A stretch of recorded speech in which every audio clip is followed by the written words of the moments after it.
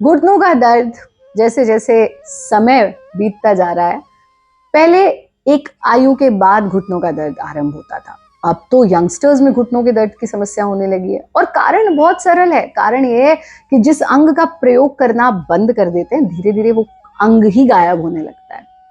जैसे अब घुटने खत्म होने लगे हैं, फिर कंधे खत्म होने लगेंगे। हमने अपने जॉइंट से काम लेना बंद कर दिया है। पहले हम उखड़ू बैठते थे, किचन भी हमारी धरती पे होती थी, कपड़े धोने के लिए भी धरती पे बैठना होता था और योगाभ्यास करने के लिए तो बैठते ही बैठते थे।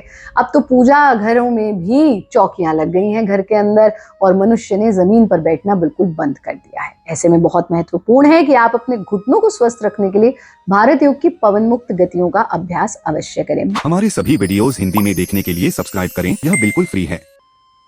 बहुत सरल सा अभ्यास प्रत्येक व्यक्ति कर सकता है।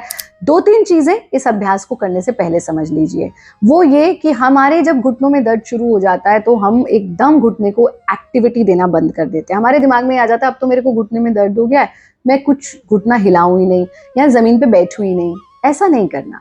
शरीर को सताना नहीं है, लेकिन थोड़ा सा कंफर्ट जोन से बाहर निकालना है। तो जितनी आपकी शरीर की क्षमता अनुसार आप बैठ सकते हैं तो जरूर बैठें। जमीन पर जरूर बैठे, चौकड़ी मार के जरूर बैठे, जितना इजीली बैठ सकते हैं, यानी घुटनों का प्रयोग अवश्य करें।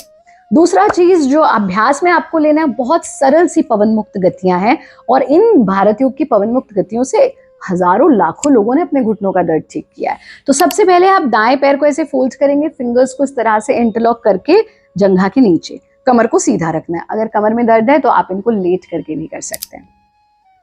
पूरा खोलना घुटने को, फिर से बेंड कर लेना, खोलना बेंड कर लेना। ऐसा आप 10 बार रिपीट करें दाएं पैर से, फिर इस ही को हम बाएं पैर से 10 बार रिपीट करते हैं। जितना आपकी क्षमता है, जरूरी नहीं हमको एकदम बिल्कुल पूरा खोल लेना है या पूरा ही बेंड करना है।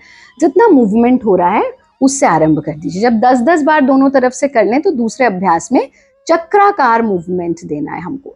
एक बड़ा चक्र बनाना है जंघा से नीचे, यानी घुटने से लेकर के पंजे तक का जो पैर है उससे 10 बार क्लॉकवाइज, 10 बार एंटी क्लॉकवाइज। इसी तरह से हम इसे दूसरे पैर से दोहराते हैं। बहुत फास्ट मूवमेंट नहीं करना, जितना स्लो मूवमेंट करेंगे उतना इफेक्टिव मूवमेंट होगा।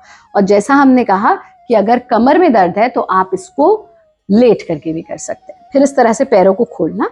अंतिम अभ्यास में इस तरह से घुटनों को मूवमेंट देना है। बहुत जोर जोर से ठोकना पीटना नहीं है, पर इतना मूवमेंट तो दे कि कम से कम आपको इफेक्ट पता लगे कि हाँ कुछ हो रहा है।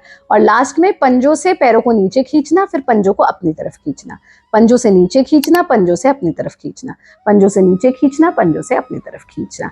गर्दन को बिल्कुल ढीला छोड़ देना, शरीर को पूरी तरह से रिलैक्स कर देना। ये सरल सा अभ्यास आप प्रतिदिन करें। इसी के साथ साथ आप तिल के तेल से अपने घुटनों पर एंटी क्लॉकवाइज, यानी क्लॉकवाइज नहीं एंटी क्लॉकवाइज मसाज रात को दें और उसको लगा रहने दें। सुबह जब आप नहाएंगे तो वो अपने आप साफ हो जाएगा। सूर्य की किरणों में अपने घुटनों को एक्सपोज करके जरूर रखें, यानी सनलाइट आपके घुटनों पर पड़नी चाहिए। ये सरल सा काम करें। हमारा कार्यक्रम देखते रहें, स्वस्थ रहें, खुश रहें, आनंदित रहें, हंसते रहें, मुस्कुराते रहें। नमस्ते।